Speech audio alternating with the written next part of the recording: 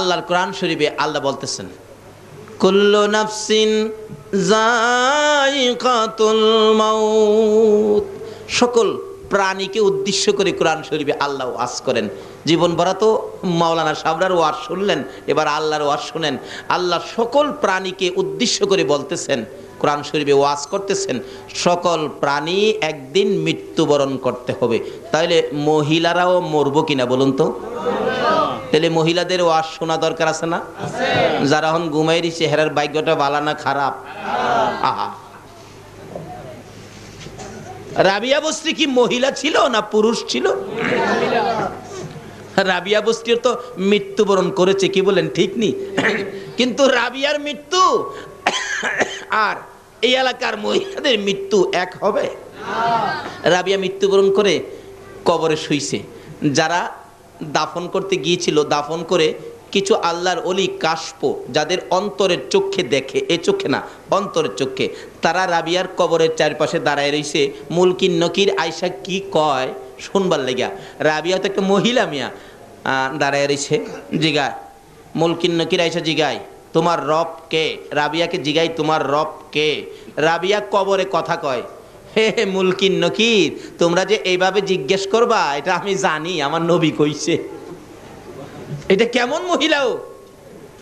অহনের মহিলারা তো কোন হলে কোন বই চলে, কোন বারে টিভি কোন বই দিব এই খবর কইতারে কি। আর রাবিয়া কেমন মহিলা? কবরের মধ্যে মুলকিন নকিরের সাথে জবাব দেন, এ মুলকিন নকির, এই কথাগুলি যে তুমি জিজ্ঞেস করবা এটা আমার নবী কইছে আমি জানি। শোনো, তুমি জিজ্ঞাইছো আমার রব কে, আমি রাবিয়া যদি বলি আমার রব আল্লাহ, আল্লাহ যদি কয় রাবিয়ার আমি চিনি না, তাইলে আমার কথার কোনো দাম হবে? কি সুন্দর পয়েন্ট দেখছেন। এখন তো দেখবেন বড় বড় ব্যবসায়ী পয়সাওয়ালা মন্ত্রী মিনিস্টার হইলে যার আত্মীয় না হ্যাঁ কিন্তু কয় আমার আত্মীয়, আর গরিব যদি আত্মীয় হয় কয় না এর আমি চিনিই না।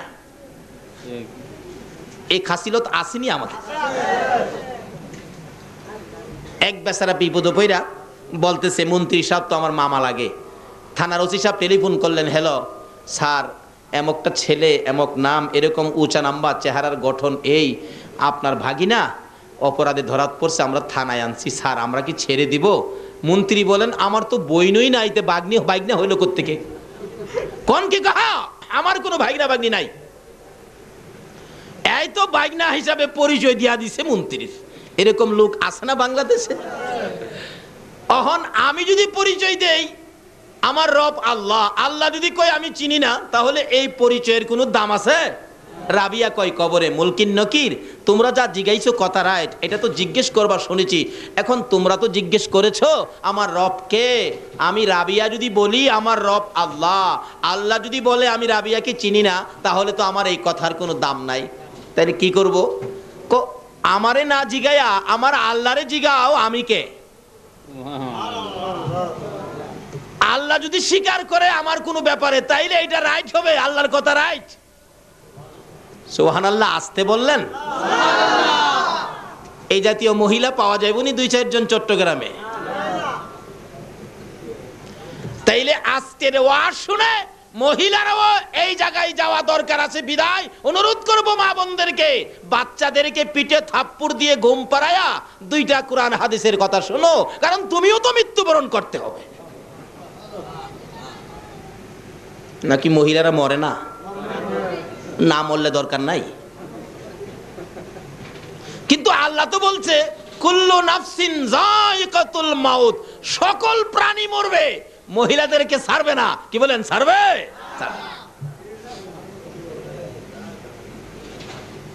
আপনারা এখানে কেউ আসেননি যে হুজুর আমি মরবো না?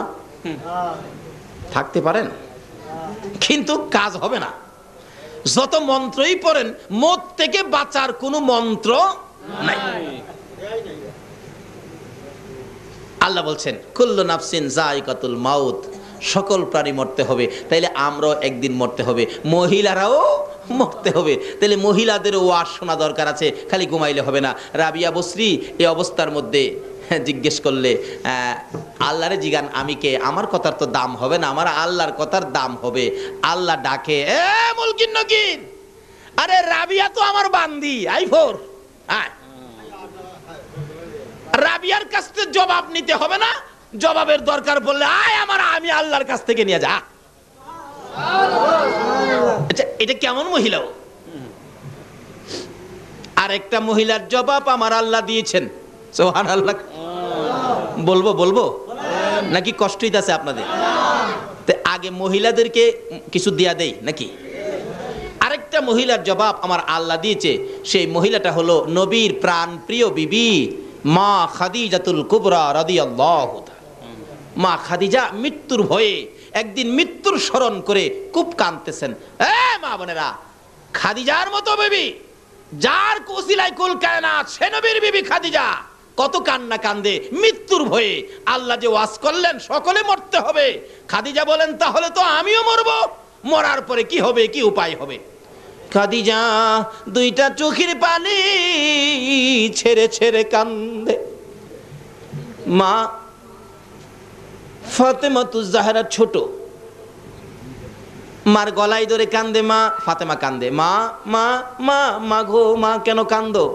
কিন্তু ফাতেমার কথাই খাদিজা একটু জবাব দেয় না, খালি কান্দে।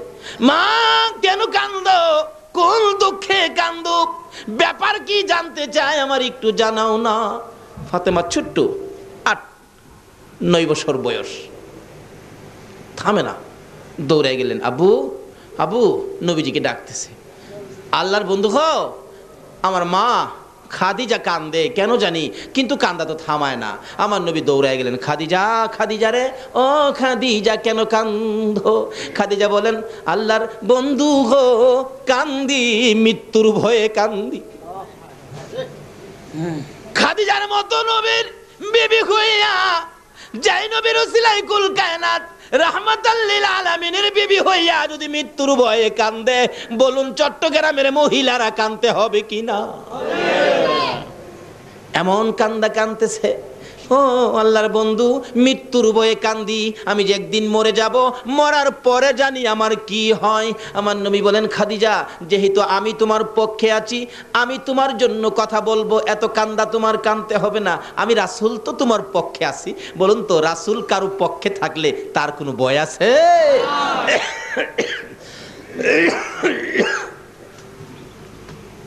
আচ্ছা, কান্দা থামাও। হুজুর আমার কান্দা তো থামতে চায় না, আমার কান্দা তো থামে না, তবে কান্দাটা থামবে আমার 3টা কথা যদি আপনি রাখেন। কি কথা? 1 নম্বরের কথা হলো, আল্লাহর বন্ধু গো, আমি যদি মারা যায়, আপনি আপনার একটা জামা পাঞ্জাবি দিয়া আমি খাদিজারে কাফন করবেন। কেন? ও নবী, আপনাকে সৃষ্টি না করলে জগতের কিছু সৃষ্টি হতো না। আপনার জামাটা যদি আমার গায়ে দেখে, ফেরেশতারা আমারে কবরে গেলে কিছুই কইতো না। নবীর প্রতি কত মহব্বত, কত ভালোবাসা। রাসূল মুস্কি মুস্কি হাসে। খাদিজা এ কি বললা হুজুর, এটার ওয়াদা দেন রাখবেন কিনা? যাও যাও, ঠিক আছে, কারণ বিবিকে তো রাসূল ভালোবাসতেন, কথাটা শুনে রাখলেন। ঠিক আছে, আমি তোমার কথা রাখবো। হুজুর আরেকটা কথা, কি আমারে যে কবরটার মধ্যে শোয়ায়া দিবেন, এই কবরের মাটিটা আপনি নবীর পিঠ মুবারক দিয়ে মাটিটা একটু মরাইয়া দিয়ে আসবেন। আমারে শোয়াইবার আগে আপনি নবী আগে কবরটার মধ্যে শুইবেন। আচ্ছা ঠিক আছে। 2 নাম্বার। 3 নাম্বার হলো, আল্লাহর বন্ধু গো, আমাকে কবর দিয়া সবাই তো আয়সা পড়বেন, মুলকিন নকির জানি আমাকে কবরে কি প্রশ্ন করে, কি কথা জিগায়, আমি তো এই প্রশ্নের জবাব দেওয়ার সাহস আমি খাদিজা রাখি না, ভয় করতেছে আমার, কাঁদতেছি। ও স্বামী, ও আল্লাহর বন্ধু, ও রাহমাতাল লিল আলামিন, আমার 3য় নাম্বার দাবি হলো, আমার কবরের পাশে আপনি বসে থাকবেন, সব বিদায়ী হয়ে যাবে, মুলকিন নকিরের সোয়ালের জবাবটুকুন আপনি নবী দিবেন। রাসূল বলেন, যাও, তোমার 3টা কথার ওয়াদা দিলাম, আমি তোমার 3টা কথা রাখবো। খাদিজা দুনিয়ার থেকে বিদায় হলে গোসল দিয়ে নবীজির পাঞ্জাবি দিয়া কাফন করেছে। কি ভাগ্য! আল্লাহু আকবার। নবীর পাঞ্জাবি যদি কাফনে থাকে আর কোনো ভয় আছে? আল্লাহু আকবার। এক আল্লাহর ওলির জীবনীতে পাওয়া যায়, আল্লাহর অলিরা কবরে কি হয় দেখে কিনা কন্ত? এক কবরস্থানের পাশে দিয়ে এক আল্লাহর অলি হাইটা যেতেছে, এমন সময় দেখে এই কবরের মধ্যে আজাব চলছে, ভীষণ আজাব। একটা লোকের কবর দিয়া মানুষ খালি সরে গেছে। মুলকিন নকির এত জুড়ে প্রেসার দিয়ে তাকে প্রশ্ন করতেছে, প্রশ্নে তার শরীর ফাইটা যেতেছে, এত করা আওয়াজ। বলতেছে তোমার রবকে? ওই লোকটা খালি কাফে, কোনো জবাব দেয় না। আরেকটা ধমক দিলেন, তোমার রবকে? তিনবার যখন ধমক মারছে, আল্লাহর ওলি দেখতেছে দাঁড়াইয়া, আর ওই কবর থেকে লোকটা বলতেছেন, হে মুলকিন নকির, আমাকে এইভাবে ধমক দিয়ে দিয়ে কথা বলতেছস? তুই আমারে চিনস? আমি তো আখিরি নবীর উম্মত, আর কোনো আমল নাই। আমার মুখে নবীর সুন্নত, সাদা দাড়ি দেখছস? এই লোকটা বলতেছেন, আমার কিচ্ছু আমল নাই, কিচ্ছু আনতে পারি নাই, আমাকে যে ধমক দেস, আমার মুখের মধ্যে তো নবীর সুন্নত আছে, যেই নবী না হইলে তুই হতি না, কিচ্ছু হতো না। আমার তো কিছু নাই, কিন্তু নবীর সুন্নত, দাড়িটাটুকু আমার মুখের মধ্যে সাদা দাড়িটা আছে, এই নবীর সুন্নত দেখে তোর কি আমারে ধমক দিতে ভয় করে না? আমি না খারাপ অন্যায়কারী, মুখের মধ্যে তো নবীর সুন্নত আছে, যে নবীর উসিলাই সব। মুলকিন নকির থম খায়া গেছে, কয় কি রে খোদা গো, এ কি কয়? ধমক দিতে চায়, তোমার বন্ধুর দাড়ির দোহাই দিলে আমার আল্লাহ কয়, মুলকিন নকির রে, আমি যার খাতিরে এত কিছু করেছি, সেই বন্ধুর দোহাই যখন দিছে, আর কিছু দেখতে চাই না, এ দাড়িটার খাতিরে আমি তারে মাফ করে দিলাম। যা, এত বড় পাপীকে যদি নবীর সুন্নাত সাদা দাড়ির উসিলাই মাফ করে দিতে পারে, আর এই নবীর জামা মুবারক যদি খাদিজার গায়ে থাকে, বলুন তো মুলকিন নকিরের সাহস আছে কথা বলতে? একটা কিছু নিয়ে যান যেটা নবীর পছন্দের, কবরে যাওয়ার আগে একটা কিছু নিয়ে যান যেটা নবীর পছন্দের। আচ্ছা, তিন কথা রাখলাম। জামা দিয়ে কাফন পরাইলেন, যে কবরে শোয়াবেন, রাসূল আগে নাইমা কবরকে বললেন, কবর, আমার বিবি খাদিজা যাইতাছে, খুব ভয় পায় রে, খাদিজা খুব ভয় পায়। রাসূল বলে দিলে বলুন তো শুনবে কিনা? দেখছেন, ঢাকা যাইব চট্টগ্রাম থেকে, চাচা ঢাকা যাইব, তো বাবা বলতেছেন, আব্দুল মান্নান, আমার ছেলেটা ঢাকা যাইব, তো সাথে নিয়ে যা, কারণ হ্যাঁ একা যাইতে ভয় পা, একা যাইতে ভয় পা, তুই সাথে নিয়ে যা। বলুন তো চাচার কাছে যদি বাবাই বইলা দিয়ে আসে, বারবার খালি খেয়াল রাখতো না বাতিজা খই ঠিক মতো আছে কিনা? তা আমার নবী বইলা দিছে মাটির কাছে, এ কবর, আমার খাদিজা রে, আমার খাদিজা কবরের ভয় পায় রে, ও কবরের মাটি, আমার খাদিজা কবরের ভয় পায়, আমি রাসূল বলে দিয়ে গেলাম, একটু খেয়াল রাখিস। শোয়াইলেন, মাটি দিলেন উপরে, মাটি দিয়ে কমপ্লিট করে রাসূল বলতেছেন, সবাই চলে যাও। কবরে মাটি দিয়া আমরা কি কবরের পাশে থাকি? একজন আরেকজনকে কি বলি আমরা? কবর ছাড়েন, কবর ছাড়েন, তাড়াতাড়ি ছাড়েন, মুলকিন নকির আসবে। আসলে আপনি ভাববেন না কবর ছাড়লে আসে, কবর যদি নাও ছাড়েন তবু মুলকিন নকির আসবে। রাসূল বলেন, সাহাবীরা রে, কবর ছাড়ো, তোমরা কবর ছাড়ো। সাহাবীরা কবর থেকে দূরে যায়, আমার নবী চোখের পানি ছেড়ে ছেড়ে কবরের দিকে আগায়। সাহাবীরা বলেন, ইয়া রাসূলুল্লাহ, আমাদের কি দূরে সরাইয়া আপনি কেন কবরের পাশে আগাইতেছেন? আমার নবী বলেন, সাহাবীরা রে, তোরা যা রে, আমার খাদিজার সাথে আমার কথা ছিল, মুলকিন নকিরের সওয়ালের জবাব আমি রাসূল দিব। সুবহানাল্লাহ। মুলকিন নকিরের সওয়ালের জবাব দিতে আমার খাদিজা ভয় পায়। আমি কথা দিয়েছি খাদিজার সাথে রে, মুলকিন নকিরের সওয়ালের জবাব আমি রাসূল দিব, তোমরা সরে যাও। সবাই সরে গেলেন, রাসূলের কথাই সবাই সরে গেলেন। আমার নবী খাদিজার মাথার পাশে কবরের পাশে বসে আছেন। 2 মিনিট পার হয়ে যায়, 4 মিনিট পার হয়ে যায়, 5 মিনিট পার হয়ে যায়, আধা ঘন্টা পার হয়ে যায়, মুলকিন নকির আসে না। ভাই সাহেব, মুলকিন নকির কবরে কয়দিন পরে আসে? মাটি দেওয়ার সাথে সাথে সময় হলো, কবরের কাজ শেষ করে একটা মানুষ কবর থেকে 40 কদম দূরে যাইতে যে সময় লাগবে, এ সময়ের পরে কবরের কাছে মানুষ থাকলেও মুনকির নকির আসবে। একবারে যদি সেনাবাহিনীর প্রধানকে পারমাণবিক বোমা দিয়া বসায়া রাখেন, তারপরেও মুনকির নকির কবরে আসবে। কষ্ট হইতাছে ভাই সাহেব? আসছেন রাসূল বৈশা রইছে, কি ব্যাপার আধা ঘন্টা হয়ে যায় এখনো মুনকির নকির আসে না, আর কতক্ষণ বসে থাকবো? সাহাবীরা তো দূরে দাঁড়ায়া কষ্ট পাইতেছেন, হাইরে রাসূল বৈশা রইছে, কষ্ট লাগতেছে, রাসূল আসতেছে না, রাসূল হুজরায় যাবে আসতেছে না, ব্যাপারটা কি, ঘরে যাবে আসতেছে না। এমন সময় আমার আল্লাহ কয়, জিবরাইল আমার বন্ধুরে যায় একটা খবর দেস না, আমার বন্ধুরে যায় কও না তাড়াতাড়ি বাড়িতে যাইতো। জিবরাইল আইসা বলেন, ইয়া রাসূলুল্লাহ আল্লাহ সালাম জানাইছে আপনাকে, আমি জিবরাইলও সালাম দিলাম। হুজুর এখানে বৈশা রইলেন। জিবরাইল রে, আমি তো খাদিজার সাথে কথা ছিল মুনকির নকিরের সোয়ালের জবাবটুকুন আমি রাসূল দেব, এখনো মুনকির নকির আসতেছে না। হে জিবরাইল, তুমি তো ফেরেশতাদের সর্দার, বলো না মুনকির নকির কোথায়, কোন সময় আসবে? জিবরাইল বলেন, ইয়া রাসূলুল্লাহ বাসায় চলে যান। হুজুর মুনকির নকিরের সোয়ালের বয়ে আপনাকে খাদিজা ওয়াদা করাইছেন, আপনি মুনকির নকিরের সোয়ালের জবাবটুকু দিবেন।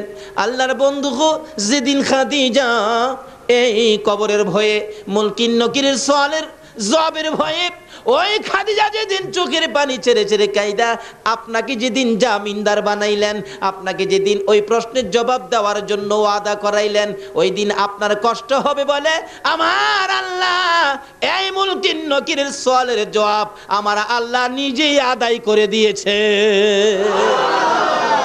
দুইজন মহিলার সাথে, তারা তো মহিলা কিন্তু কি কাজ করার পর এই পরিমাণ মর্যাদা কবরে গিয়া পাইলেন। কিন্তু সকল মহিলাদেরকে কবরে যেতে হবে কিনা বলুন তো? তাইলে আমরাও যাব, মহিলারাও যাবে। যাওয়ার আগে কি করতে হবে?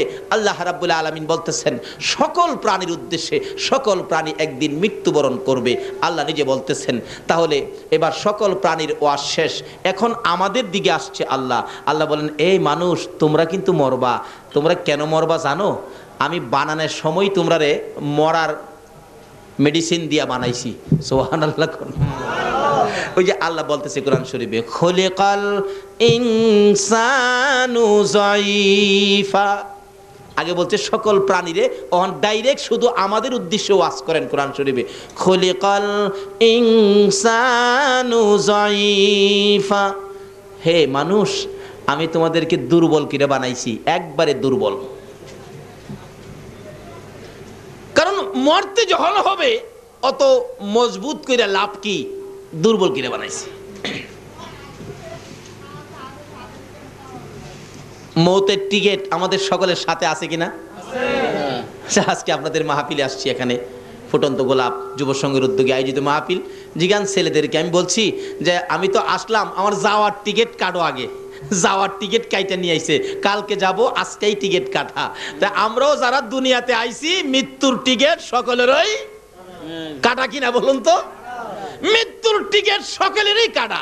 আল্লাহ বলেন, বান্দারে মরতে হবে। হে মানুষ, খলিকাল ইনসানু যায়ীফা, আমি তোমাদেরকে দুর্বল করে বানাইছি। কেরে? মৃত্যু যখন হবে, মরতে যখন তোমাকে হবে, এত মজবুত কইরা লাভ কি? যেটা থাকবে না এটারে বেশি খাওয়াইয়া লাভ কি? দুর্বল, মরতেই হবে। আল্লাহ বলতেছেন খলিকাল ইনসানু যায়ীফা, আমাদেরকে উদ্দেশ্য করে আমাদেরকে দুর্বল করে বানাইছে। আচ্ছা বলুন তো, আসলে আমরা দুর্বল কিনা? কি দুর্বল মিয়া? পুলিশে পারে না কন্ট্রোল করতে, মাঝে মাঝে আমাদের দেশে সেনাবাহিনী মোতায়েন করতে হয়। পুলিশে কন্ট্রোল করতে পারে কি? দুর্বল হইলে নে, আমরা তো দুর্বল না। আল্লাহ তো বলতেছে দুর্বল, আসলে তো আমরা দুর্বল না। আচ্ছা এখন কি আমাদের কথা রাইট হবে নাকি আল্লাহর কথা রাইট হবে? দুর্বল যে আমরা, বাস্তবে বুঝুন, একটা মুরগির বাচ্চা, মুরগি যে বাচ্চা ফোটায় দেখছেন তো? একটা মুরগির বাচ্চা দেখবেন ডিমের থেকে সকালবেলা বাহির হয়েছে, বিকাল বেলায় দেখবেন মার সাথে হাঁটতেছে, এবং মা যদি কোনো জিনিস ঠুকরায় খাইতে দেয় দেখবেন বাচ্চা খাইতে পারে না, তবু ঠুকরায়। সকালের বাচ্চা বিকাল বেলা মার সাথে হাঁটে, তাদেরকে দুর্বল বলে নাই, কিন্তু আমাদেরকে দুর্বল বলছে কেন? বাস্তবে আসুন। আচ্ছা, আমরা কি সকালে দুনিয়াতে আইসা বিকালবেলা কোনো মানুষ মার সাথে হাঁটতে পারছি? সারাদিন তো চোখই খুলছি না, দাদি আইয়া গালো দিয়ে ধাক্কাইছে। আল্লাহ কয়, বান্দারে তোরা দুর্বল কিনা বানাইছি। মুরগির বাচ্চা দুর্বল না, কিন্তু মানুষ দুর্বল। আল্লাহ বলছে খলিকাল ইনসানু যায়ীফা, দুর্বল, তোরা দুর্বল। এখন যদি আল্লাহরে জিগায়, আল্লাহ গো আমরা দুর্বল কিরা বানাইছেন, দুর্বল কি দিয়া বানাইছেন? এখানে গ্রাম এলাকার লোকজন অবশ্যই থাকতে পারেন। ছোটকালে আমরা কিন্তু একটা খেলা খেলতাম, এই ঠুলি মুসি দিয়া বালু বাতা খেলতাম ছোটকালে আর কি। আপনারাও খেলছেন কিনা জানি না, আর না খেলার তো কথা না, বাচ্চারা তো সবাই ছোটকালে খেলে। গ্রাম এলাকাতে ঠুলি মুসি দিয়া বালু বাতা রান্না বাড়া করে, আবার ছোটো গিরা ঘরও বানায়, ঘর বানায় ছোটো গিরা ঘর। এই ছোটো গিরা যে গ্রাম এলাকাতে বাচ্চারা খেলার সময় ঘর বানাই, তো এই গড়ের পালা খিলা কি দিয়া দিত আপনারা কি কেউ বলতে পারবেন? গড়ের পালা খিলা কি দিয়া দিত? শোলা, শোলা, পাটখড়ি শোলা দিয়া। আর গড়ের ছানি দিত কচু পাতা, না হয়তো কলা পাতা। এই কচু পাতা, কলা পাতা, শোলার পালা দিয়া বানায়া এই ঘরে আমরা খেলতাম ছোটকালে। প্রশ্ন আসতে পারে যে হুলার পালা দিয়া কেন? এটা খেলার ঘর, তো 2 ঘন্টা বা 3 ঘন্টা পরে এটা ভাঙ গেলামু, বিদায় এটা নরম করে বানাইছি। আচ্ছা, আপনাদেরকে প্রশ্ন করলে যে ঘরটা কিছুক্ষণ পরে ভেঙে ফেলবেন, এই জন্য ঘরের পালা হইল শোলা, পাটখড়ি দিয়া বানাইছেন দুর্বল কিরা। আল্লাহ বলেন, বান্দারে তোমরা যখন যেটা ভাঙ গেলাইবা দুর্বল কিরা হুলার পালা বানাইছো, আমিও তোমরা মৃত্যুবরণ করবা দেখিয়াম, আমিও তোমরা দুর্বল কিরা বানাইছি। অহন আপনাদেরকে জিগাইছি ছোট্ট ঘরটা কিদা বানাইছেন? হোলা দিয়া। আল্লাহরে লন্না জিগায়, আল্লাহ গো আমরা যে তুমি ভেঙে দিবা, মৃত্যুবরণ করব, আমরা তুমি কি দিয়া বানাইছো? আল্লাহ তুমি কি দিয়া বানাইছো বলো? আল্লাহ জবাব দিবেন, ইন্না খালাকনাল ইনসানা মিন নুতফা। আমার আল্লাহ বলেন, বান্দারে আমি শোলার চাইতে আরো নরম এমন এক জাতীয় জিনিস দিয়া তোমাকে বানাইছি, দুর্গন্ধযুক্ত। ইন্না খলাকনাল ইনসানা মিন নুতফা, একবারে নাপাক, একবারে দুর্বল, একবারে নরম জিনিস দিয়া তোমাকে বানাইছি। কাজেই তোমার একদিন মৃত্যুবরণ করতে হবে, এই মৃত্যুর থেকে বাঁচার ক্ষমতা তোমার নাই। তাইলে খুদা গো এবার লন জাগাত যায়, আমরা যখন মইরেই যামুগা তখন কি করতে হইব? কন খালি বাড়ি ঘরেই করবেন না? আল্লাহ কি বলতেছে, কি করতে হবে? বান্দা শোনো, তখন তো আমরা এইদিকে খেয়াল নাই, খালি বলি বাড়ি একটা করছি, আরেকটা দরকার। পোলা আছে 5টা, বাড়ি লাগবো 5টা, নিজের লাগবো 1টা, 6টা। মিস্ত্রি সাহেব পোলা থাকে 2টা লন্ডন, টাকার অভাব নাই, 2টা থাকে আমেরিকা। পোলারা দেশে আসবে, ফার্নিচার বানানোর দরকার। মিস্ত্রি কি কাঠের ফার্নিচার ভালো হবে? দেখবেন মিস্ত্রি বলবেন, চাচা একবারে একটা ঘুণ কাছে আসতে পারবে না, সেই কাঠটার নাম হইল সেই গুণ। কোন গুণ? ঘুমায় রয়েছেন আপনারা? যে কাঠের কাছে গুণ আসে না, সে কাঠটার নাম কি? সেই গুণ। মহাজন বললেন, মিস্ত্রি যত টাকাই লাগুক যাতে গুণে না ধরে এমন কাঠ, সেগুনের ফার্নিচার ঘর ভরলেন। এর চেয়ে সাজ সরঞ্জাম আর বাকি নাই, সব ঘর সাজাইলেন। আবার 5 বছর পরে মিস্ত্রির সাথে দেখা, মিস্ত্রি সাহেব আপনার পরামর্শে যে কাঠে ফার্নিচার বানাইছিলাম, একটা ফার্নিচারেও একটা ঘুণ এই পর্যন্ত ধরতে পারে নাই। তোমার কথা রাইট। আমার আল্লাহ বলেন, ও দুনিয়ার মানুষ, এমন কাঠ দিয়া ফার্নিচার বানাইছো 5 বছর পরেও একটা গুণে ধরে নাই। কিন্তু তোমার ফার্নিচারে গুণে ধরে নাই, তোমার বিল্ডিং এর মধ্যে জং পড়ে নাই, ময়লা পড়ে নাই, কিন্তু তোমার মধ্যে যেন গুণ ডুইকা গেছে। তোমারে কিন্তু গুণে ধরে নাইছে, সব ঠিক আছে, কিন্তু তুমি বিদায়। অনেক সময় দেখবেন বাড়ির গেটে নাম লেখা আছে আব্দুল মালিক, জিজ্ঞেস করলে মালিক সাহেব কোথায়? বাচ্চা দেখে নাইসা কয়, কাকে খুঁজেন? মালিককে। কোন মালিক? ওই যে গেটে লেখা। ও খবর রাখেন নাই? গেট আছে, নাম আছে, বাড়ি আছে, কিন্তু বাড়িওয়ালা মালিক নাই।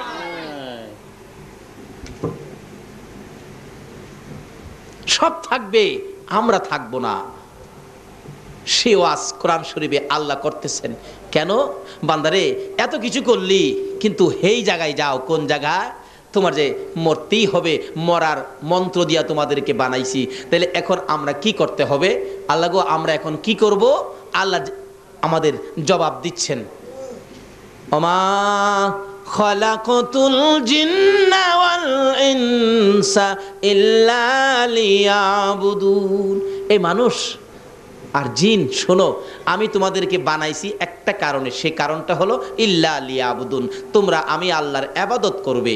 তাইলে আমরা মৃত্যুর আগে কি করার জন্য আল্লাহ বলছে বলুন তো? কি করতে হবে?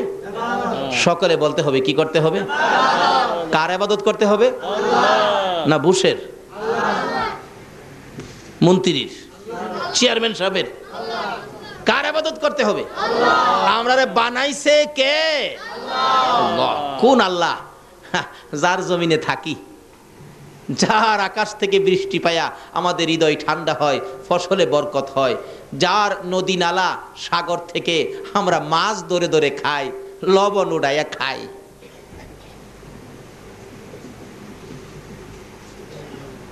সে আল্লাহর ইবাদত করতে হবে।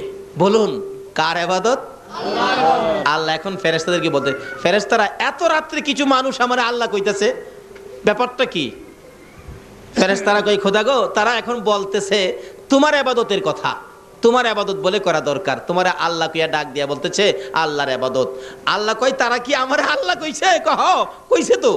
তাহলে আমার যে আল্লাহ কইয়া ইবাদতের কথা স্বীকার করছে, এই পর্যন্ত তো ইবাদত করতে পারে নাই। এই পর্যন্ত ইবাদত না করার কারণে যা গুনাহ হয়েছে, এই যে ইবাদতের জন্য স্বীকার করে আমাকে আল্লাহ বলে ডাক দিয়েছে, এই পর্যন্ত যা গুনাহ ছিল আমি আল্লাহ সব মাফ করে দিলাম। এখন থেকে যদি আমরা ইবাদতে শরীক হয়ে যাই তাহলে কি পাবো? আসুন সামনে বাড়ি। আল্লাহর ইবাদতের জন্য এখন প্রশ্ন আসতে পারে, আমরা যদি আল্লাহর ইবাদত করি, হুজুর আল্লাহ আমাদের কি দিব? লন আল্লাহর জিগাই। অনেক সময় দেখবেন বাচ্চা বাচ্চা পোলাপান স্কুলে যায় না, স্কুলে যায় না, মা বলেন বাবা স্কুলে যাও, স্কুলে যাও, বাবাও বলতেছেন স্কুলে যাও না। মাঝে মাঝে বাচ্চা পোলাপান দেখেন জবাব দেন, আব্বু স্কুলে গেলে আমারে কি দিবেন? মা আমাকে কি দিবেন স্কুলে গেলে? মা দেখেন বলে, বাবা দেখেন বলে, যাও তোমাকে আজকে স্কুলে গেলে 10টা টাকা তোমাকে দেওয়া হবে। বাচ্চা মাকে স্কুলে যাইলে কি দিবেন প্রশ্ন করলে মা যদি জবাব দেয় 10 টাকা দিবে।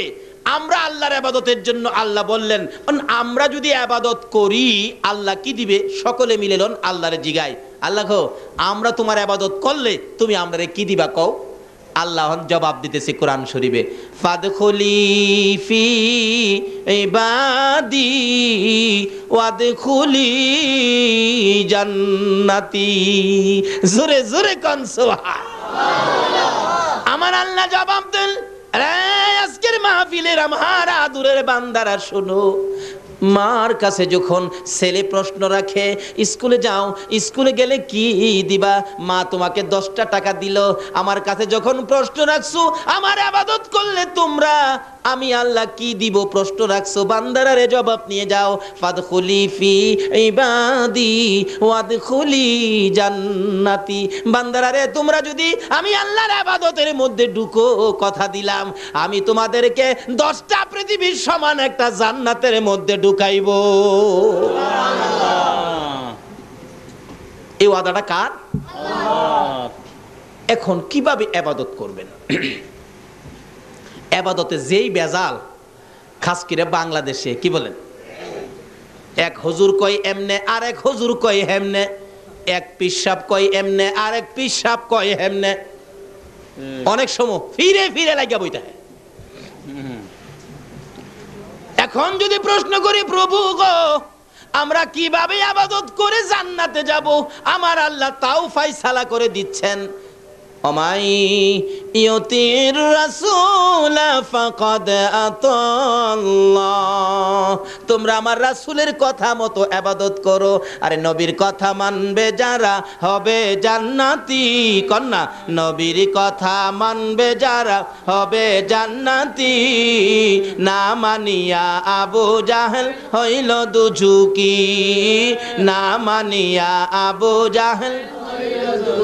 নবীর কথা মানবে যারা হবে জান্নাতি, নবীর কথা মানবে যারা হবে জান্নাতি, না মানিয়া আবু জাহেল হইল দুঝুকি, না মানিয়া আবু জাহেল। আল্লাহ বলতেছেন জান্নাতে যাইতে গেলে আমার এই নবীর কথা মাইনা কাজ করতে হবে, নবী যেভাবে বলে এটাই হবে জান্নাতি ইবাদত। জোরে কোন সুবহানাল্লাহ। তাই নবীর কথাগুলি মানলে আমাদের লাভ হবে না লস হবে? এই নবীর কথা মানা দরকার আছে কিনা বলুন তো? মানলে আবু বকর, না মানলে আবু জাহেল। আপনারা কি আবু বকর হবেন না আবু জাহেল হবেন? আবু বকর নবীর কথা মানতো কিনা? আল্লাহু আকবার, কিভাবে মানতো দেখেন। আমার নবী একদিন বলতেছেন, আবু বকর জি, মনে হয় মক্কায় থাকতে পারবো না রে, হিজরত করতে হবে মদিনায়, সঙ্গী হবে তুমি আবু বকর। মনে হয়, আসলে নবীর মনে হয়টাই কনফার্ম। এই দিন থেকে আবু বকর রাত্রে এশারের নামাজ পড়ে কিছু সামানা লইয়া, কাদের মধ্যে সামানার বোঝাটা লইয়া দরজার কিনারে দাঁড়ায় রয়েছে। সারা রাত পার হইয়া ফজর আজান পড়ে গেছে, নামাজে চলে গেছে। এইভাবে একটানা 6 মাস পর্যন্ত নবীর কথা মাইন্না। বলুন কার কথা মাইন্না? নবীর কথা। 6 মাস পর্যন্ত দরজার, 6 মাস শেষ যেদিন রাত্রের বেলা নবী আইসা ডাকতেছে। কেন? আবু জাহেল 40টা বংশ থেকে 40 জন শক্তিশালী যুবক নিয়ে আমার নবীর হুজরা মক্কা নগরীতে আমার নবীর ঘরকে ঘেরাও করেছে। আবু জাহেলের নেতৃত্বে 40 জন যুবক 40টা বংশের তরবারি হাতে নিয়ে এমনভাবে ঘেরাও করেছে। আবু জাহেলের নির্দেশ, আমার ভাতিজা যেন এই ঘর থেকে বাহির হইয়া যাইতে না পারে, এই ঘরের মধ্যে ভাতিজাকে শেষ করে দাও। কিতাবে লেখে যুবকগুলি এইভাবে দাঁড়াইছে ঘরের চারপাশে, একজনের পিঠের সাথে আরেকজন পিঠ লাগাইছে যাতে ফাঁকে দিয়া যাইতো না পারে। নবী ঘুমিয়ে আছে, জিবরাইল এসে ডাক, ইয়া রাসূলুল্লাহ, আর ঘুমাবেন না, অবস্থা ভালো না। কি রে জিবরাইল? হুজুর, আবু জাহেলের নেতৃত্বে আপনি রাসূলকে দুনিয়া থেকে বিদায় করে দেওয়ার জন্য চারদিক ঘেরাও করে আবু জাহেলের সঙ্গ ফাঙ্গরা তরবারি নিয়ে দাঁড়িয়ে আছে, আপনাকে যেতে দিবে না। নবী ঘুম থেকে উঠে চিন্তায় পড়ে গেলেন। আমার আল্লাহ ডাক দেয়, বন্ধু গো, আমি আল্লাহ যখন তোমার পক্ষে আছি কোনো চিন্তার কারণ নাই। একটা কথা আছে না, রাখে আল্লাহ মারে কে? আচ্ছা, জিবরাইল আমার বন্ধুর হাতে এক মুষ্টি বালি দিলেন। কোরআন শরীফের সূরা ইয়াসিন থেকে একটা আয়াত বন্ধুর কানে খবর দিলেন। হুজুর আয়াতটুকুন তেলাওয়াত করে বালুর মধ্যে ফু দিলেন। ও আল্লাহর বন্ধু, বালুটুকু ঘরের ভিতর থেকে ছিটাইয়া দেন। আমার নবী ডাকে, এরা জিবরাইল, বালু ঘরের মধ্যে ছিটাইলে বালি কি বাহিরে যাবে? হুজুর, ছিটানোর দায়িত্ব হলো আপনার, বাহিরে নিয়ে এই বালু তাদের চোখে চোখে পৌঁছাইবার দায়িত্ব হলো আমি জিবরাইলের। দয়ালো নবী প্রেমের ছবি আর আসবে না জগতে, আমার দয়ালো নবী প্রেমের ছবি আর আসবে না হাসর দিনে উম্মত বিনে, হাসর দিনে উম্মত বিনে যাবে না নবীজি বেহেশতে। দয়ালো নবী প্রেমের ছবি আর আসবে না জগতে, আমার দয়ালো নবী প্রেমের ছবি আর আসবে না। 63 সাল জিন্দেগি কাছে বলে উম্মতি, 63 সাল জিন্দেগি কাছে বলে উম্মতি, এখনো কান্দে শুয়ে মদিনাতে নবী, এখনো কান্দে শুয়ে মদিনাতে। দয়ালো নবী প্রেমের ছবি আর আসবে না জগতে, আমার দয়ালো নবী প্রেমের ছবি আর আসবে না জগতে। আসুন, আগে ভারী কষ্ট হইতেছে আপনাদের? আল্লাহ আকবার। আল্লাহ বলতেছেন তোমরা আমার এই নবীর কথাগুলি মানো। এই নবীর কথা মানলে কি হবে? জিবরাইল বলেন, ইয়া রাসূলুল্লাহ, এই বালুর মধ্যে আপনি ফু দিয়ে দেন, বালু ডিল মেরে দেন। রাসূল ডিল মেরে দিলে, জিবরাইল আরবের বালু আমাদের দেশের বালুর মতো নয়, শুধু পাথরের কণা, কাড়াওলা পাথরের কণা, প্রত্যেকের চোখে চোখে 2টা কইরা পৌঁছাইছে। যুবকেরা নবীকে মারবে, তরবারি নিয়ে দাঁড়িয়ে আছে, এখন চোখের মধ্যে পাথরের কণা, খালি চোখের মধ্যে হাত দিয়ে কেসলাই, কি হলো কি হলো কি হলো? এমন সময় একজন বলে, ওই তো রাসূল যাইতেছে গা। আসলে হেরাই হেরা, একজন আরেকজনকে মারা শুরু করছে, মনে করছে রাসূল যাইতেছে, যারে মারছে হেরই ভাই। আমার আল্লাহ বলেন, জিবরাইল রে, হেরা যখন মারামারিত লাগছে, এই ফাঁকে দিয়ে আমার বন্ধুরে বের করে দে। রাখে আল্লাহ আর মারে আল্লাহ, হেরারে আল্লাহ মারে, বাঁচাইব কে? রাখে আল্লাহ নবীরে, মারবে কে? আবু জাহেল একবার নবীরে মারবার লাগিয়া, বুঝছেন, নবীরে মারতো, কই বাতিজা লগে কিছুতেই কুলাইতে পারি না, মেরে না বাতিজারে, কিভাবে মারবো? এই খানে কাবাই চাইতে রাস্তার মধ্যে একটা গর্ত করছে, সারা রাত্রে একটা গর্ত করছে, গর্ত কইরা রাত্রে শেষ ভাগে উপরে দিয়া পাতালতা দিয়া ঢাইকা রেখা, পাতালতা দিয়া ঢাইকা ঘরের মধ্যে বৈশা তাকায় রয়েছে। বাতিজা গর্তে বাইরে রাস্তায় যাইব, তো এই গর্ত তো আর দেখবে না, পাড়া দিব, গর্তের মধ্যে পড়বে, আমি মাটি দিয়া বাতিজারে বিদায় করে দিব, শেষ। খুশি, রাত্রে ঘুমায় না, খুশি। আমার নবী তো এই রাস্তা দিয়ে যাওয়ার সময় হইলে আল্লাহ কয়, জিবরাইল, আমার বন্ধু তো এই রাস্তা দিয়ে পার হবে, আবু জাহেল গর্ত করছে রে, এই গর্তের উপরে তোর নূরের পাখাগুলো বিছাইয়া দে। নূরের পাখাগুলো জিবরাইল বিছাইয়া দিয়ে রাখছে, নবীজি তো পার হয়ে গেছে। আবু জাহেল কয়, এই তো পড়ছে, তার গেছে যখন তো অবশ্যই পড়ছে, কিন্তু জিবরাইলের নূরের পাখা দিয়া যে রাসূল পার হইছে তার তো এই খবর নাই। তাই গেছে দেখবার জন্য, যাইয়া গর্তের কিনারে খারুইয়া চাইছিল দেখতো পড়ছে কিনা। পড়তে গিয়া সারা রাত তাইন ঘুমাইছে না, তো নিজের তো স্ক্রু বল্টু নাট ডিলে রইছে, অগমা থাইকা দেখতে চাইছিল, তাই নিজেই একবারে তাউর খাইয়া গর্তের মধ্যে পড়ছে। পইরা গিয়া দেখে বাতিজা তো নাই, আমি চাচা দি। হাই হাই, কি হলো, কি করলাম, কি আর হইলটা কি? সকাল হয়ে গেলে রাস্তার মধ্যে গর্ত দেখলে বলুন তো মানুষ গালাগালি করবে না? হ্যাঁ, কোন হারামজাদারে রাস্তার মধ্যে গর্ত করছে? আইসাই যাই দেহে এই গালি দে হারামজাদা। গর্তের কিনারে যাইয়া দেহে সাসাদি, হাই হাই সাসা আপনি, হ্যাঁ বেটা, আগে আমারে গালি দিয়া হন, আবার সাসা কস। আল্লাহ কই, তুই গালিও খাইবি, সাসাও শুনবি। শত শত মানুষ চারদিকে ঘেরাও, হলো নাকি? গর্ত কোন, কেন, ব্যাপারটা কি? কই, কারো কাছে কইস না, আমার বাতিজা লেগে করছিলাম। আল্লাহ কই, কারো কাছে কইতো না, আমি আল্লাহ কিয়ামত পর্যন্ত সকলের কাছে কমু। সুবহানাল্লাহ। কন্ত খালি আবু জাহেলের খবর কেন? আদম থেকে ঈসা পর্যন্ত সকল নবী রাসূলের কোন নবীর আমলে কি হইছে না হইছে, আচ্ছা সকল খবর আমরা জানি কিনা কন্ত?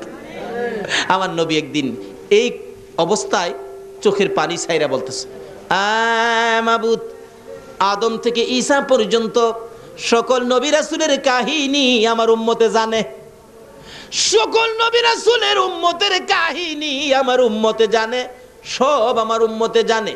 অনেক সময় দেখছেন না, মার বাবাই কথা বলতেছে, ছোট্ট বাচ্চাটা কাছে গেছে, মা কই, হ্যাঁ সামনে কথা কইও না, হ্যাঁ সামনে কথা কইলে হ্যাঁ যে বাতা ফোরা, মানুষের কাছে গিয়ে আবার কয়ে দিব। আমার নবী বলেন, প্রভু গো, আমার উম্মতে বাতা ফুরা উম্মতে সকল কাহিনী জানে। আমি নবীর একটা ভয় লাগে গো, আমার উম্মতের কাহিনী নিয়ে আবার হেরা যায় না ফালা। আমার আল্লাহ কই বন্ধু গো, তোমার উম্মতের সকল নবী রাসূলের কাহিনী জানাইলাম, কিন্তু তোমার উম্মতের কথা আমি কারো কাছে কমো না। ছেলে যদি অন্যায় করে বাবার কাছে কমো না, মেম্বার সাহেব অন্যায় করেছে চেয়ারম্যান সাহেবের কাছে কমো না, পুলিশ অন্যায় করেছে ওসি সাহেবের কাছে কমো না, মেয়ে অন্যায় করেছে মার কাছে কমো না, কারো অন্যায় আমি কারো কাছে কমো না। অন্য নবী রাসূল জানবে দূরের কথা, তুমি নবী কেউ জানতে দিব না গো। তারা যদি আমার কাছে ক্ষমা চায়, আমি আল্লাহ না জানাইয়া গোপনে গোপনে ক্ষমা করে দিব। কি মজার ব্যাপার, কি যে আমাদের ভাগ্য আখির নবীর পক্ষে, আখির নবীর উম্মত হইয়া আজকে নবীর পক্ষে মাহফিলে বসে রাত্র কাটাইয়া দিচ্ছি। এর বিনিময় কি দিবি আল্লাহ? আসুন সামনে বাড়ি, আর বেশি সময় আলোচনা আমি করব না, কষ্ট দেব না। আসুন, রায় তো আর শেষ হই, বেশি আর বাকি নাই। এইভাবে আবু জাহেল বলতেছেন, তোরা আমারে গর্তের মধ্যে ফালাইয়া গালি দেস, আবার চাচা কোস আমারে উঠাস না। সকলে কয় চাচা কারণটা কি কন্যা? করে কারণটা ছিল ভাতিজারে জীবনের শেষ বিদায় করে দেওয়ার জন্য এই কারণটা করছিলাম। কথাইলে আপনি পড়লেন কেমনে? আইসে দেখতে চাইছিলাম ভাতিজা পড়ছে কিনা, অহন তো আমি পড়ে গেলাম, আমার উঠাস না। আল্লাহ কয় অহনই উঠতি, যার লেগে গর্ত করছস। এই খবরটা সারা পৃথিবীর মানুষের জন্য বাউ কইরা ইতিহাস কইরা তারপরে না উঠতি। একজন খুব দরদি ছিলেন, কাছে গিয়া কয় চাচা উপরে হাত দেন, আমি আপনারা টান দিয়া উঠাবো। আবু জাহেল উপরে হাত দিছে আর তার দরদি নিচে হাত দিছে। আল্লাহ কয় জিবরাইল, আমার বন্ধু না আসা পর্যন্ত এখানে হাত যাতে মিল না হয়, এখানে একটা কাজ তুমি করে দাও যাতে মিল না হয়। জিবরাইল কই খোদা গো, আদাত বাকি রাখলে হবে? আল্লাহ কয় হ্যাঁ হবে তো। এখানে লাগাইয়া দিলেন, আখিরি নবী না আসা পর্যন্ত আদাত বাকি থাকবে, আদাত পুরা হইতে পারবে না আল্লাহর হুকুম ছাড়া। নিচে হাত দিচ্ছে, সামান্য ব্যবধান, হাত দিলেই লাগাল পাওয়ার কথা, কিন্তু একজনের হাতের সাথে আরেকজনের হাত মিলে না, বাকি হইল আদাত। আবু জাহেল কই আরে বুকার বুকারা, আদাতের জন্য লাগাল পায় না, এক হাত রশি দিলেই তো হয়। এক হাত রশি দিলে আমার আল্লাহ কয় জিবরাইল রে, মাবুদ গো আদাত ঠিক আছে, দিছে এক হাত রশি, বাকি আদাত। আবু জাহেল কই আরে বুকার বুকা, দুই হাত রশি দে, দিলে দুই হাত রশি, বাকি হইল আদাত। আমার আল্লাহ জিগায় জিবরাইল, না মাবুদ ঠিক আছে, আদাত পুরা হবে না।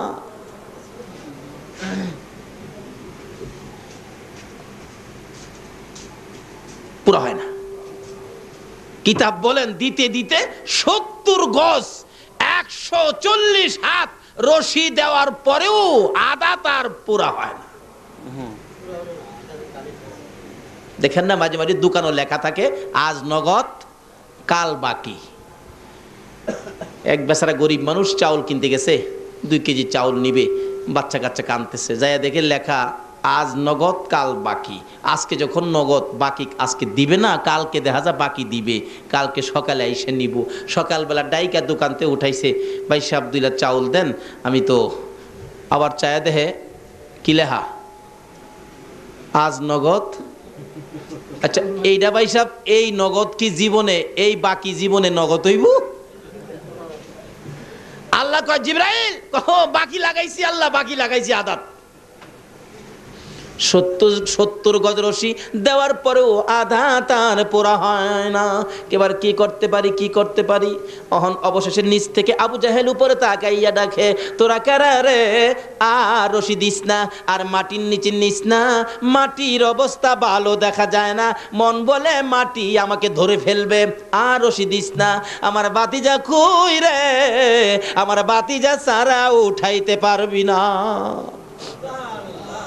একজনে দৌড়ে যায়, ইয়া রাসূলুল্লাহ আপনার চাচা 70 গজ মাটির নিচে, আমরা যদি হইতাম তাহলে কি করতাম বলুন? 70 গজ, 2-4টা পাথর উপরেতে ছাইরা দে, শেষ হইয়া যাক। বহু জ্বালা জ্বালাইছে। দয়ার নবী, মায়ার নবী, এত কষ্ট যে নবীকে দিল আবু জাহেল চাচা হইয়া। আমার নবী চাচা বিপদে গর্তের মধ্যে খবর পাইয়া চট করে ঘর থেকে বেরিয়ে যাইতেছে।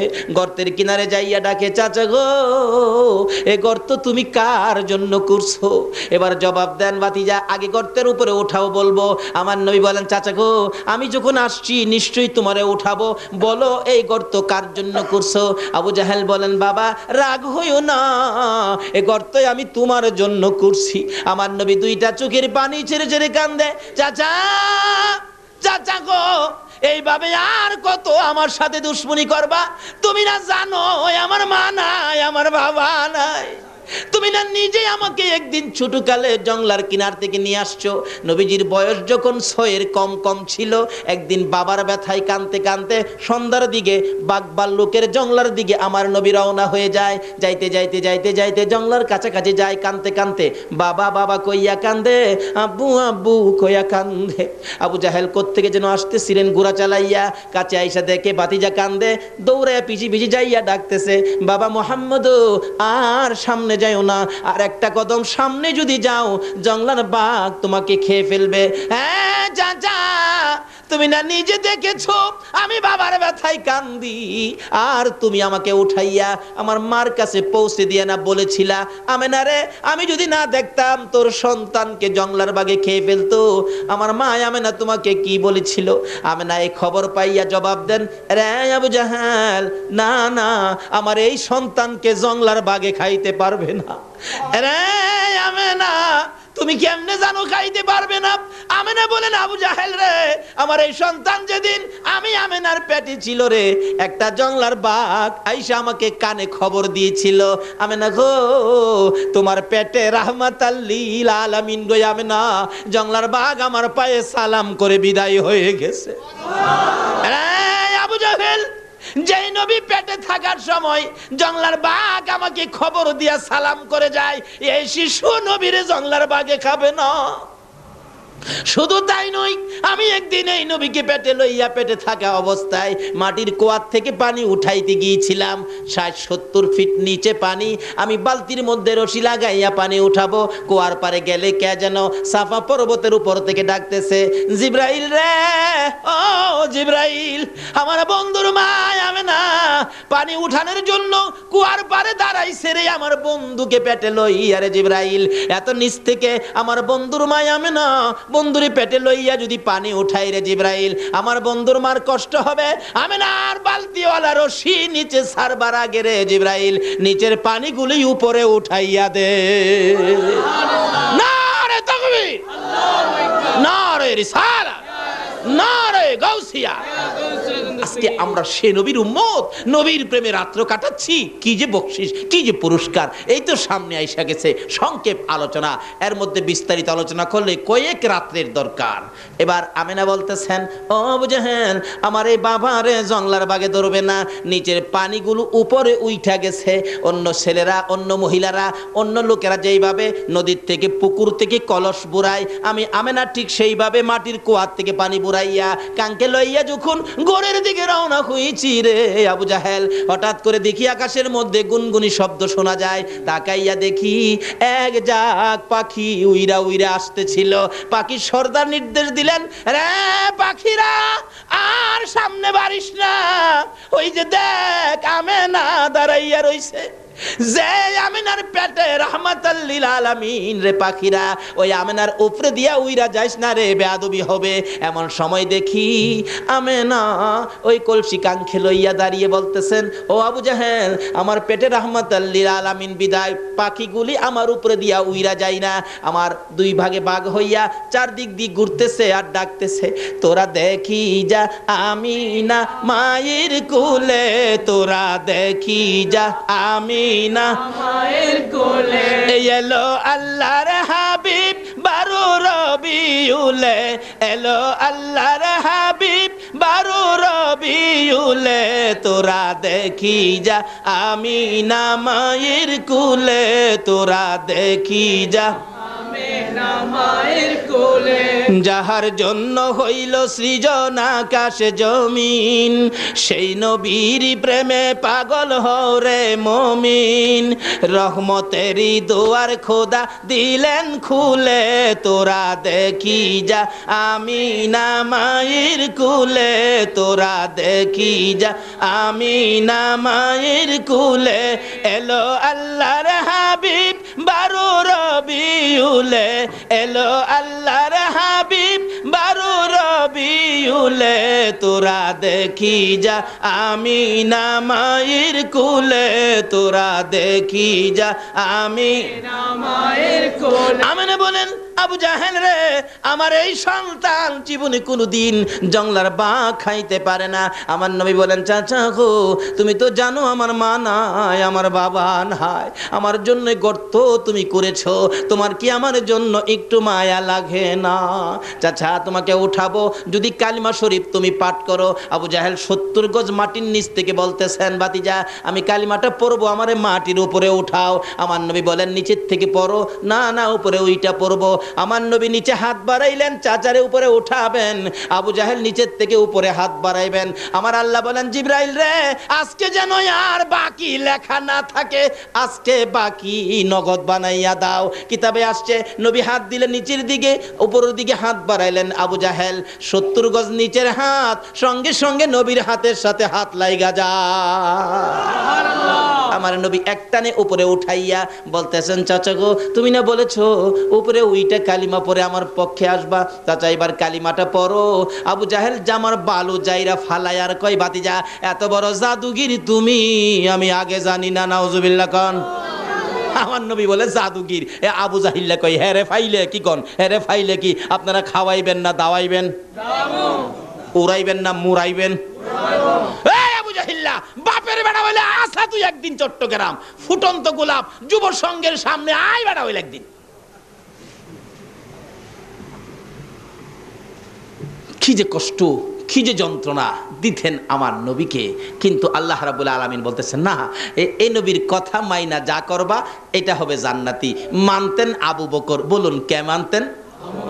আর মানতেন না কে? আবু জাহেল। ওই যে আবু জাহেল যুবকদেরকে নিয়ে ঘেরাও করেছে, আমার নবীরে মাইরে লাইব, আর বাঁচাইব কে? আল্লাহ। এবার নিজেরা মারামারি লাগছে। কি যে মারামারিও, মারতে মারতে একজন আরেকজনকে কুবাইয়া বিছাইয়া লাইতেছে, মাইরা ফাইট গড়াগড়ি, কই মাইরা লাইছি রে, মাইরা লাইছি। গলার আওয়াজে কই কারে মারছস? কই নবীরে মারছি। কই আমি কি তোর বাতিজা লাগি? আরে কই কি চোখ খুললা দেহে হেরা হেরাই আমার নবী গেছে। গভীর রাত্র একা একা নবীজি যাইয়া আবু বকরের ঘরের দরজার সামনে, আবু বকর একবারে কাছাকাছি বাড়ি, নিজের চোখে দেখে আসছি, আল্লাহ দেখাইছে। আবু বকর লাব্বাইকা ইয়া রাসূলুল্লাহ এই কথা বলে চুপচাপ আবু বকর সন্তানের দিকে তাকায় না, বিবির দিকেও তাকায় না। আমার নবী আইসা পড়ছে, চুপচাপ দরজা খুলে না, আওয়াজ শুনলে বাচ্চা বিবির ঘুম ভেঙে যাবে। আমার নবীর সঙ্গী হব, কারো কাছে বলবো না। আজকে কারা গো ঘরের দরজা বন্ধ করে মাহফিলে বসে আছে? আমার মন বলে যারা নবীর প্রেমে একটুকুন সময় দিয়েছেন কষ্ট করে, আবু বকরের সাথে মিলা যাবে গো। আবু বকর বিবির কাছে কয় না, বাচ্চার কাছে কয় না।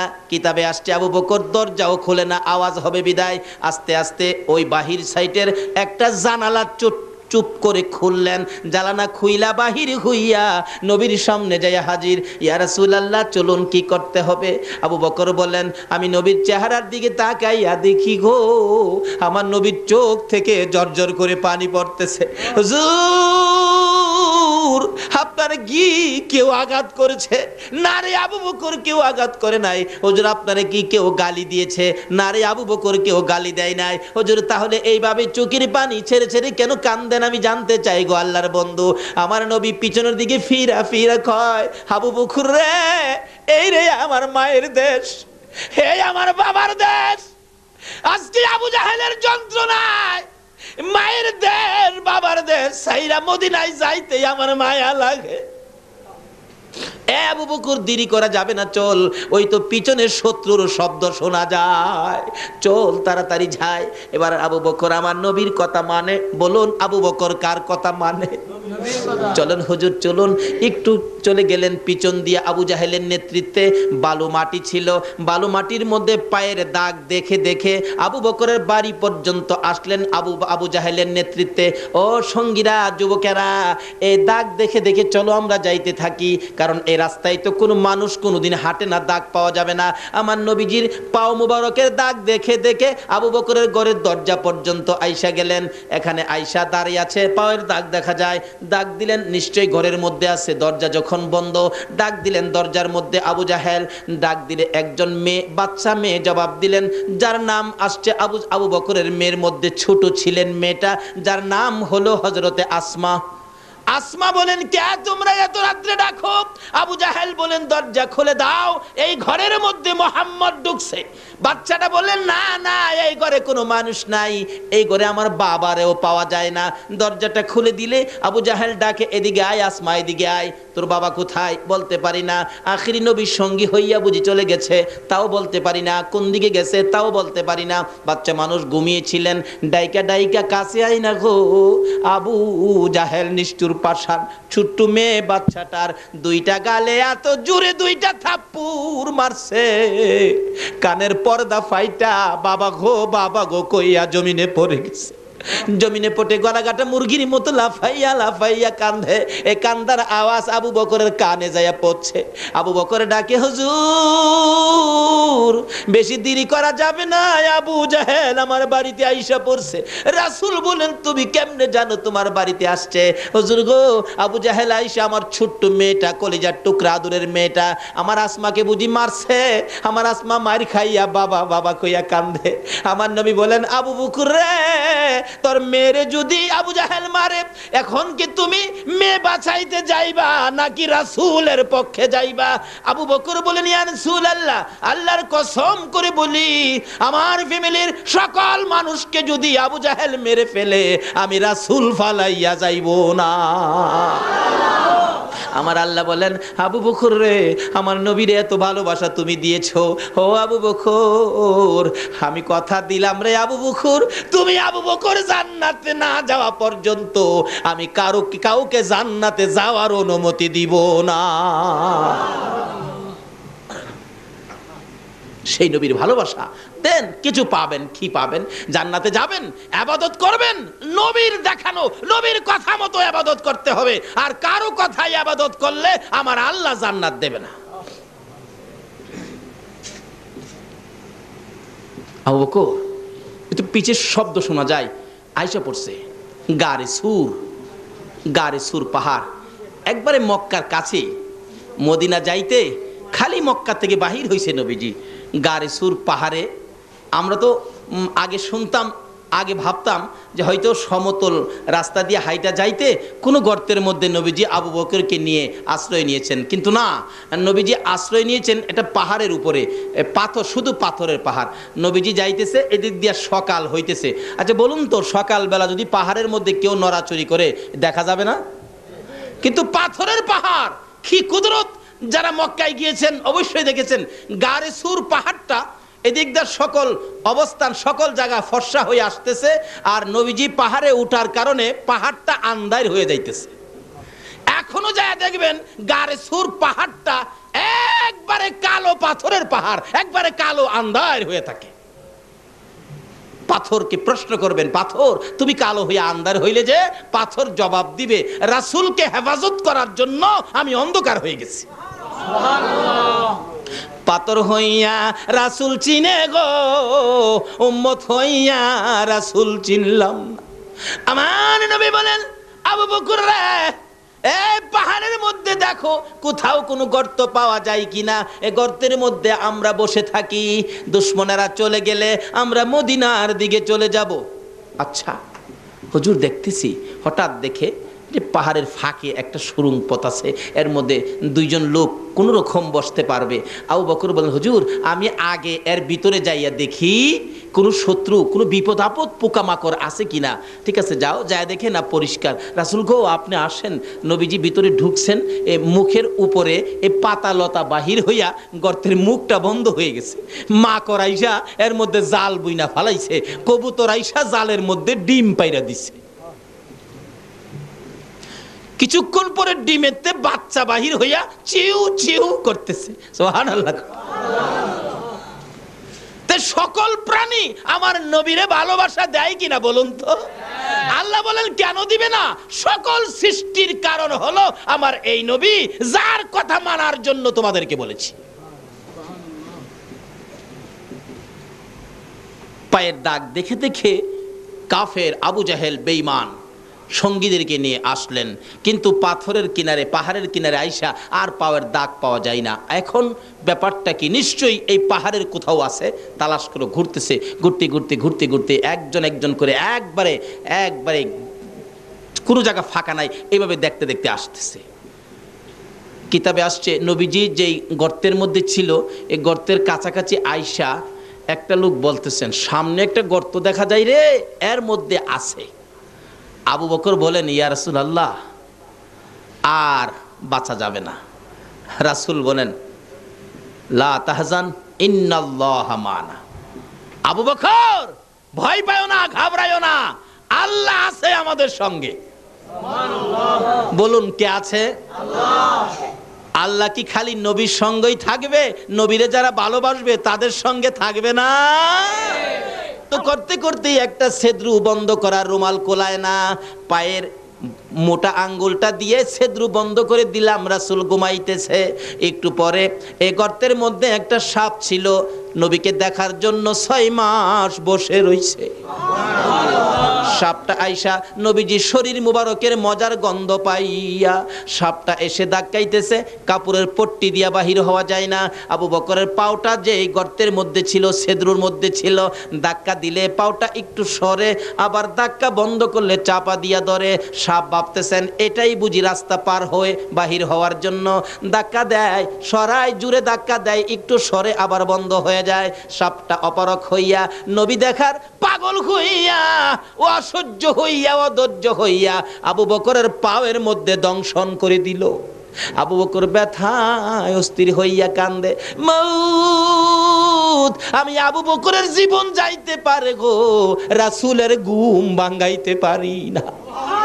একবার দংশন করলেন, আবু বকরের পাও সরে না, আবার দংশন করলেন, তবু আবু বকর পাও সরায় না, ব্যথায় অস্থির, সমস্ত চেহারা কালো হয়ে গেছে।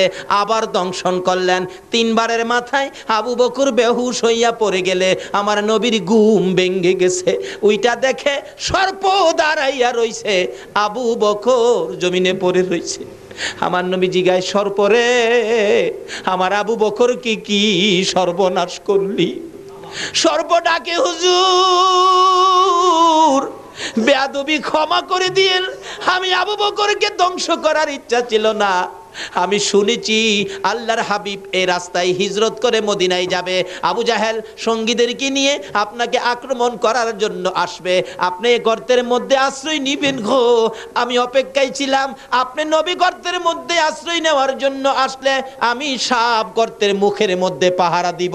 আপনার কোনো শত্রু যদি আসে আমি সাপ দংশন করে দুনিয়া থেকে বিদায় করে দিব। হুজুর আপনার আগমনে আবু বকর আমারে বাধা দিল। আবু বকর ভাবছে আমি বুঝি আপনাকে দংশন করব। নবী গো, আল্লাহর কসম করে বলি 6 মাস পর্যন্ত বসেছিলাম আপনি নবীর পক্ষে ওই কাফেরদের মোকাবেলা করার জন্য। জংলার সর্প হইয়া নবী চিনল গো, উম্মত হইয়া নবী চিনলাম না। এই সারা বিষ পানি হইয়া আবু বকর সুস্থ হইয়া দাঁড়াইলে। অনেক লম্বা ঘটনা। আবু বকর, চলো সন্ধ্যা হয়ে গেছে, মদিনার দিকে রওনা হই। যাইতে যাইতে যাইতে যাইতে আবু বকর নবীর কথা মতো হাঁটতে হাঁটতে 2 দিন 3 দিন হয়ে যায়। হঠাৎ করে আবু বকর ডাকেন, ইয়া রাসূলুল্লাহ, পেটের খিদায় আর হাঁটতে পারি না, হুজুর কিছু না খাইলে আর হাঁটতে পারবো না। আবু বকর বলেন, কই খাবি? এখানে তো কোনো বাড়িঘর নাই, শুধু মরুভূমি, কই খাবি? হুজুর তাই তো, বাড়িঘর তো দেখা যায় না, খালি তো মরুভূমি, কই খাবো? মানুষ পাইলে, বাড়িঘর পাইলে তো খাইতে পারতাম, আছে বাড়িঘর? আবু বকরকে, হুজুর নাই নাই বাড়িঘর নাই। রাসূল বলেন, আবু বকর এদিকে আসো। এদিকে আসলে নবীজির এর ডাইন হাত মুবারক আবু বকরের চোখের মধ্যে এইভাবে লাগাইলেন। আবু বকর দেখো তো এখন কিছু দেখা যায় কিনা। আগে কিন্তু মরুভূমি, কিচ্ছু নাই। নবীজির বরকতের হাত লাগানোর পরে আবু বকর বলেন, তাকায়া দেখি সামনে একটা বাড়ি দেখা যায়। আগে বাড়ি নাই, এখন করতে আইলো। আল্লাহ হয়, এই বকরির বাচ্চাটার মধ্যে দুধের ব্যবস্থা করে দাও, আমার আবু বকর দুধ খাবে, আমি রাসূল দুধ খাবো। দাবিটা করছে কে? এই নবীর কথা আমার আল্লাহ রাহেনিও, রাহেনি। সঙ্গে সঙ্গে আবু বকর বলেন, ছোট্ট বকরির বাচ্চা মোটা তাজা হয়ে গেছে, সঙ্গে সঙ্গে দেখি বকরির মধ্যে দুধের জোয়ার আইসা গেছে, বকরির বাচ্চাটা বেমাইতেছে দুধের ভরে। আমার রাসূল বলেন, আবু বকর রে, একটা দুধের বান্ড নিয়ে আসো। ডাকতেছে মহিলাকে, মা মা একটা বান্ড দাও। মহিলা বলেন, এই কি কারবার, জীবনে তো দেখি নাই। বাচ্চা বড় হলো, দুধ দিবে। বলুন তো, বাচ্চা দুধ নিজে খায়, এখন যদি দুধ দিতে পারে, এই বাচ্চার দুধের মালিক কি ইহুদি হবে? বাচ্চা দুধের মালিক কে হবে বলুন? রাসূল হবে। ওই দুধের বান্ড বালতি সহ ওই মহিলার কাছে পৌঁছাইয়া দাও। মহিলা দাঁড়াইয়া রইছে, কি পাগলের খেলা, কি আশ্চর্য খেলা। বান্ড দিলেন, বকরি দিলেন, বকরি যাইয়া খালি মহিলার দিকে তাকাইয়া থাকে। এ কথাই বুঝি বুঝাইতে চায় মহিলাকে বকরি নিজে। ও বকরির মালিক, জীবনে এই খেলা আর দেখছনি, এই নবীরে চিনতে পারছনি? আবু বকরের কাছ থেকে বান্ড বুঝে নিলেন মহিলা, খালি বকরির দিকে চাই, দুধের দিকে চাই, আবার লোকগুলি যাইতেছে তাদের দিকে চাই। ঘরের ভিতরে নিয়ে বকরিটারে বাইদা রাখলেন। কিতাবে আসছে এই বকরিটা এদিন থেকে নবীর দুয়ার বরকতে যে দুধ দেওয়া শুরু করেছে, একটানা 30 বছর পর্যন্ত দুধ দিয়েছে। মালাইকা ইয়া রাসূল সালাম আলাইকা ইয়া হাবিব। জান্নাতি মেহমান নিয়ে হাত বাড়াইছি। মউত এত বড় রাত্র তোমার বন্ধুর প্রেমে কাটাইয়া দিছে। গাউসে পাকের স্মরণে মাহফিলে বসে এ রাত্র কাটাইয়া দিছে। মাবুদ গো, ফুটন্ত গোলাপ যুব সংঘের উদ্যোগে আজকের মাহফিলে যারা শরীক হয়েছে, যারা টাকা পয়সা বুদ্ধি পরামর্শ দিয়ে মাহফিলকে এত সুন্দর করেছে, যারা দূর দূরান্ত থেকে এসে মাহফিলকে সাজিয়েছে, মাবুদ রে, এই হাতগুলি তোমার দরবারে বাড়াইলাম, একবারে খালি বাড়াই নাই। তুমি যার প্রেমে সব বানাইছো, ওই নবীর উপর দুরুদ ও সালাম মদিনা পাঠাইয়া রে মাবুদ পিছে পিছে হাত বাড়াইছি। মাবুদ জানি না দুইটা হাত আর কতদিন বাড়াইতে পারবো। মাবুদ গো, যুবকেরা মাহফিলের আয়োজন করেছে, তোমার আদরের বান্দারা বসে আছে, নবীর আশেক পাগলেরা, অলি গাউস কুতুবের পাগলেরা এই রাত্র বসে তোমার কাছে হাত বাড়াইছে। এ হাত তুমি কেমনে খালি ফিরাই ভাগো আল্লাহ? তোমারে আগে কো আমার মার খবর কি? বড় ভাইয়ের চোখের পানিগুলো জর্জর করে পড়তেছে, কোনো কথাই বলতে পারতেছে না। ডাকতেছে, আয় গাড়িতে আয়। না ভাই, মার খবর কও। মার খবর কয় না, কানতে কানতে জমিনে পড়ে গেছে। দৌড়া যাইয়া বাবার পায়ে পড়ে গেছে। বাবা গো, ও বাবা, ভাই কিছু কয় না, তুমি বলো আমার মার খবর কি? ইল্লাল্লাহু মুহাম্মাদুর রাসূল সাল্লাল্লাহু